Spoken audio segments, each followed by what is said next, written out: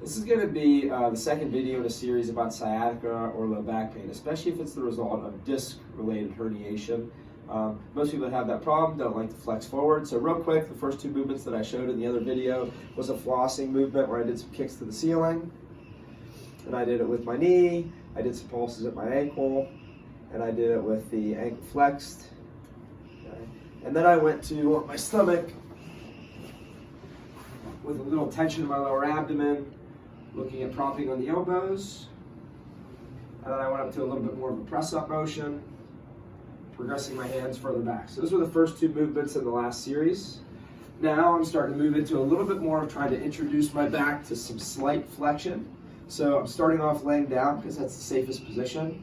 Very common favorite for this type of problem is this cross leg position. So I'm going to cross my ankle over my knee, my hand on the inside of my knee. Because my back doesn't like to flex right now, for me personally, because I have some disc-related pain, I'm going to try and stay pretty flat. I'm going to try and avoid bringing my chin up. As soon as I do that, I actually feel some buttock pain. So here, I'm just lightly pushing outward on my knee, not hard, and I'm just lightly lifting up with my other leg. So this is inducing a light pull in the leg that's across. I'm not excessively rounding my back. I'm not stretching super hard. I just want to feel a very light tug because it starts to introduce a little bit of a flexion or rounded position, but very gently. And I'm lying down, so it's a safe way to start to introduce it. I'm doing it on both sides. Ankle across the knee, a little bit of outward pressure, ankle across the knee, a little outward pressure on my other knee. Light movement in and out. Now from here, if I roll on my stomach and I do some of my press-up motions that I talked about before, where I want to think about that lower abdominal tension and coming up onto my elbows and then coming back down flat. Always a little bit of lower ab tension first instead of me just passively collapsing, which that actually kind of hurts my back a little bit. As soon as I pull in my lower abdomen, that does not hurt. Sometimes I tell people like you're making a little bit of a hollow space between your belly button and the table before you lift up. And then for me, I've gotten to the point where it feels pretty good to come up a little higher. Now this does help take a little pressure off of nerve. Usually discs don't like to flex and they like extension a little better. But it does compress my lower back a little bit as far as tightening up muscle. Or just compressing the space between the vertebrae. So another position that I like that starts to introduce a little bit of flexion, because I want to get there eventually, is going to be on my hands and knees.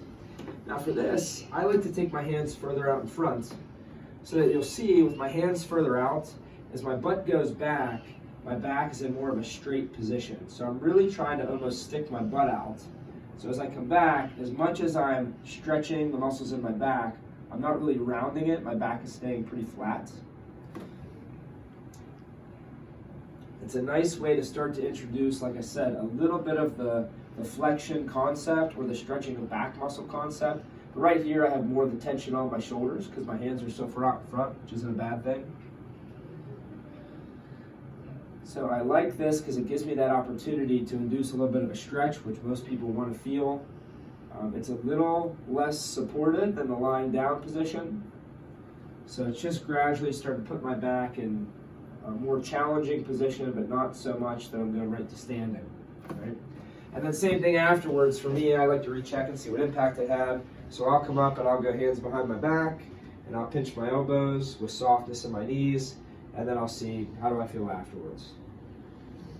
And for me, like I said, those sequence of 4 movements really help decrease the symptoms in my legs. And then I'll take my hands away, I'll see if I can keep the same position. Now you'll notice from the side, I really try to keep a flat back. So getting good at this hinge through the hips. Now even without my hands, I felt that a little bit.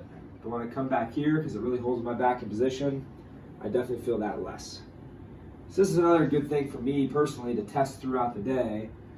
To see. The other thing I'll test is if I'm really sensitive in my leg, just when I'm walking, when I advance this leg, when this is kind of sore, I'll feel that. So part of my testing after I do this is just when I walk, do I feel that tug through that nerve, and right now I don't. So that sequence lying down really helps.